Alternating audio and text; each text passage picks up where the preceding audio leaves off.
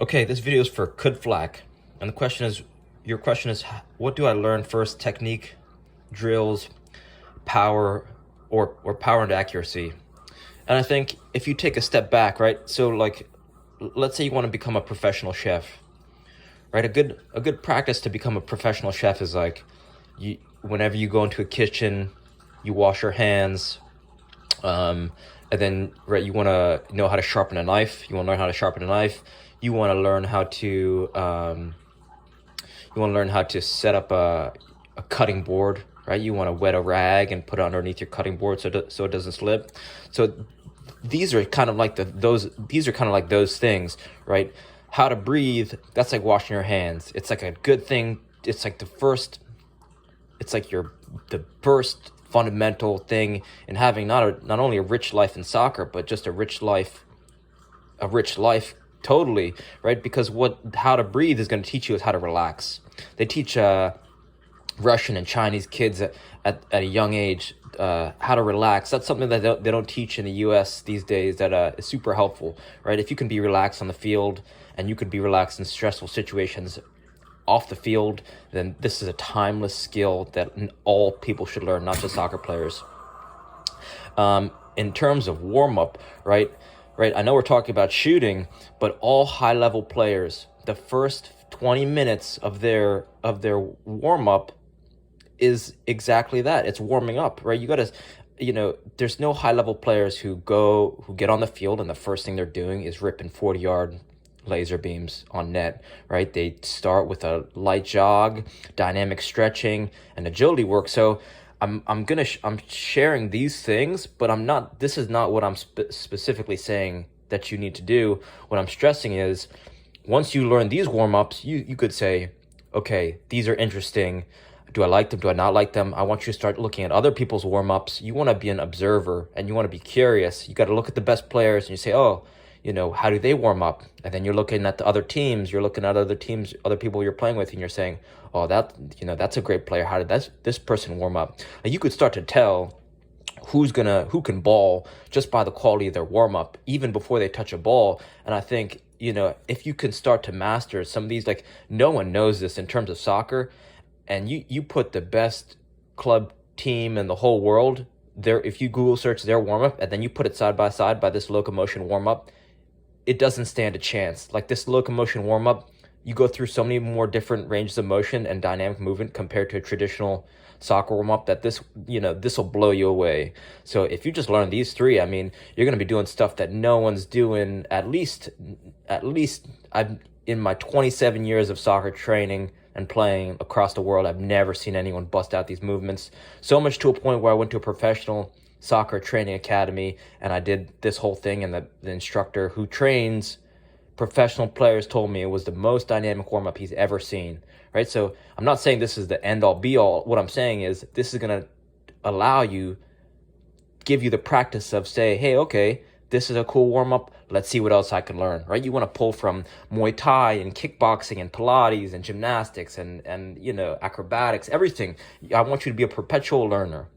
Right, so this is going to be a warm-up that you could learn that's going to allow you to learn other warm-ups. This thing, how to make an RMT rope, this is so fundamental, and I've only learned this within the past 6 months of my life. I've been playing soccer for 27 years, and this is something I wish I learned when I was like 5 or 6 years old. If you can master this, which I highly recommend you do, this is going to teach you, what this actually teaches is rhythm, and it synchronizes your body. It's actually a high-level agility. It's a high-level agility warm-up. This is a rope flow pattern, right? RMT stands for rotational movement training, and you're going to see how this is going to connect into shooting, right? So just give me a second. If you can learn this alternating underhand sneak, right? Soccer players are humans first, soccer players second. So what you're actually doing is syncing up your whole body to so that when you decide you want to be at somewhere and move at a certain place, this is going to make it so that your body becomes highly efficient and effective at moving on and off the field, right? This is going to allow you to also get into a state of deep relaxation, because you're going to be in a state of flow, just swinging this rope around. The rope and that's because the RMT rope, it acts like a metronome.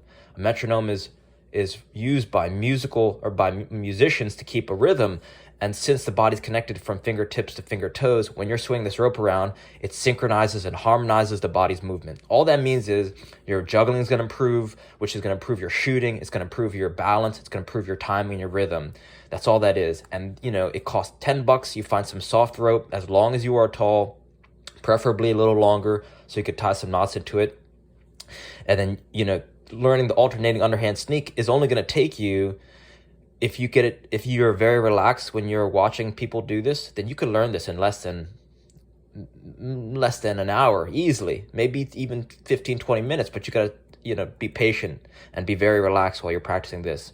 All right, this one, it's harder than it looks, but it's easier than it seems. So if you're dedicated, that I promise, right? I promise you, if you learn this, it's going to completely change your life.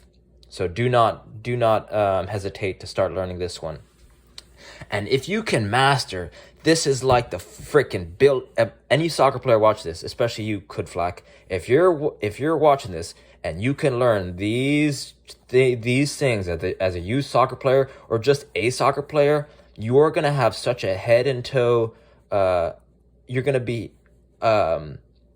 It's gonna put you on a path. This trajectory. It's gonna put you on a path where you're gonna be able to. A pyramid is only as tall as its base, and this is going to lay down a base so that you can have a very tall pyramid with just these three things, right? How to breathe, that's number one, right? That's one. Then it's how to warm up, or just the concept of warming up, getting a warming up habit, that's two. And then how to be relaxed and synchronize your body, that's three. If you can do all these three things, then effortless play becomes so much more effortless. Right, because you're getting into states of deep relaxation, which is going to allow you to have a very relaxed and smooth warm up, and then when you're synchronizing and harmonizing your body with the alternating underhand sneak, then juggling becomes so much easier. Dribbling becomes so much fun. Passing and shooting with a kick trainer, right? Skills kick trainer. It's just about your rhythm and timing. So when you could start to oscillate and rotate between these three things: juggling, dribbling, passing, and shooting.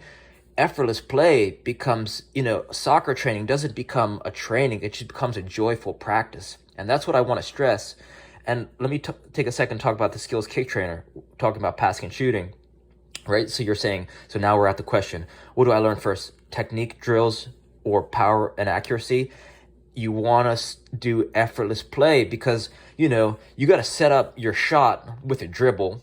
And if you can't take up the ball out of the air, if it's passed to you, then you can't even set up your dribble, right? So if you can't juggle, that means you can't even get to a point where you're dribbling, and you can't get to a point where you're dribbling to take the shot, right? So if you took the training, right? I asked ChatGPT, create a 1-hour training session emulating the training practices of Mbappe, Pele, Messi, and Maradona, and it said, okay, warm up, do agility, and then practice juggling, dribbling, and shooting. I swear to God, right?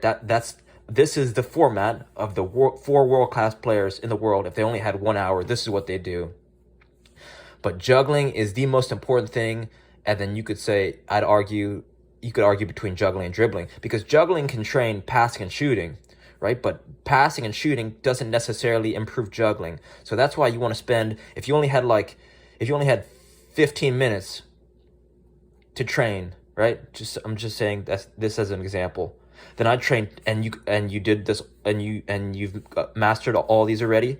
Then I do 10 minutes juggling, 5 minutes dribbling, right? If you had 30 minutes to train, then I'd spend 15 juggling, 5 dribbling, 5 with the kick trainer. And I think the kick trainer is far superior than a wall or a training partner, because sometimes you don't always have access to a training partner, right? You can't be waiting for someone to train if you want to get after it and have some fun, right? So cross off training partner. And some people just don't have a good wall to train on, right? Some people, don't have money to buy a rebounder.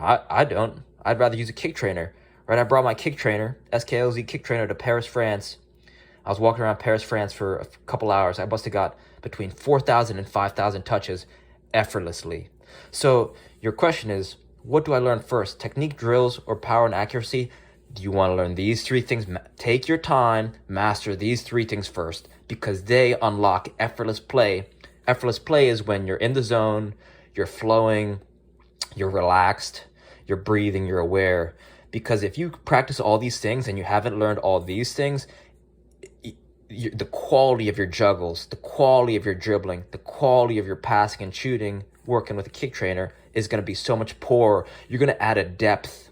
You're going to add an awareness and a depth to your training by right. You want to tap into your ability to be relaxed, to be breathing, and to just get into a flow state. So these are the things that are going to allow you to train at a high level and are going to completely change the way you approach all your training, and I think your life too. So reach out with any questions, and thanks for your time. All right.